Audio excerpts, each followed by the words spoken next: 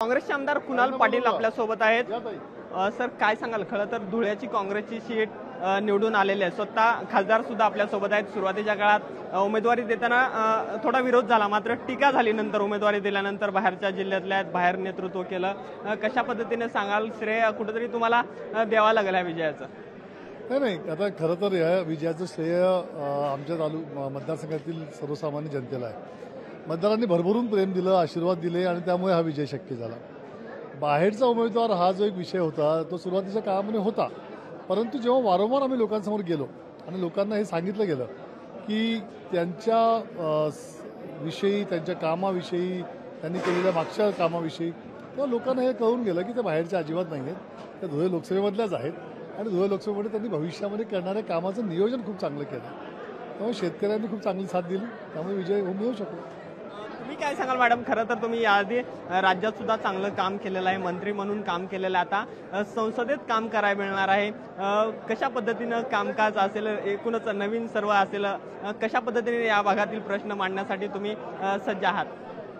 खरं तर पक्षाने माझ्यावरती धुळे लोकसभा उमेदवारीची जबाबदारी दिली आणि ती स्वीकारल्यानंतर संपूर्ण धुळ्याच्या लोकसभा मतदारसंघातील जे काही मतदार आहेत, नागरिक आहेत, त्यांनी मला अतिशय चांगल्या पद्धतीने त्या ठिकाणी प्रेम दिलेलं आहे, आशीर्वाद दिलेले आहेत, मतदान केलेलं आहे, दुवा पण दिलेल्या आहेत आणि मी निश्चितपणे मला जो काही महापौर आणि आमदार, राज्यमंत्री म्हणून जो प्रशासकीय अनुभव आहे, त्याच पद्धतीने मी ज्या काही केंद्रातल्या योजना आहेत त्या मी मतदार संघामध्ये आणण्याचा प्रयत्न करणार आहे आणि जनतेचे प्रश्न मी प्रामाणिकपणे सोडवतो।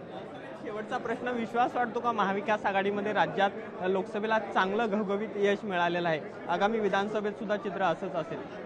बघा, तुम्ही असं एक लक्षात घेतलं पाहिजे की महाविकास आघाडी ज्या ताकदीने ह्या लोकसभेला लढली, सगळे कार्यकर्ते, नेते यांच्यामध्ये एक जिन्सीपणा आलेला होता आणि एकत्रपणे येऊन ही निवडणूक आम्ही लढलोय। मला असं वाटतं की ह्या विजयामध्ये फार मोठा श्रेय हे महाविकास आघाडीचं आहेच। आता सुद्धा नवनिर्वाचित खासदारांच्या सत्कार समारंभामध्ये आमच्या सगळ्या नेत्यांनी महाविकास आघाडी ही अखंड राहील आणि विधानसभेला सुद्धा आम्ही अशाच पद्धतीने एकत्रितपणे लढू असं विश्वास या ठिकाणी व्यक्त केलेला आहे। मला असं वाटतं तिकीट वाटपावरून थोडंफार जरी तुतुमयमय झालं तरी सुद्धा महाविकास आघाडी ही अखंड राहील आणि विधानसभेमध्ये जसं आम्ही लोकसभेला केलं त्याच्यापेक्षा चांगलं यश हे विधानसभेला आल्याशिवाय राहणार नाही, मला विश्वास आहे।